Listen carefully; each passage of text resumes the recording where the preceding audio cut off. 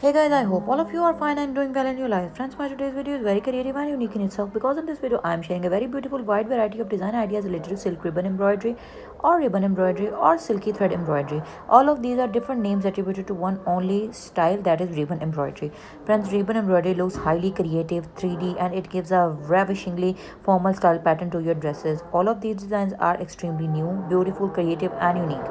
So I would bet and I will request you to kindly do try this pattern and make your plain already in use kurta, kurti, shirt, gown, bodycon dresses and many more short tops new, extremely new, highly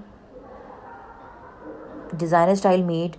And instead of money spending a lot of money, you can just follow these very beautiful patterns and make a stylish and highly designer wear of your own by sitting at your own houses. So I hope that my today's request, my today's ideas, my today's suggestions and design ideas are absolutely fine, and this video collection is the only video that you are looking for. So do try these patterns at home and share your experiences with us.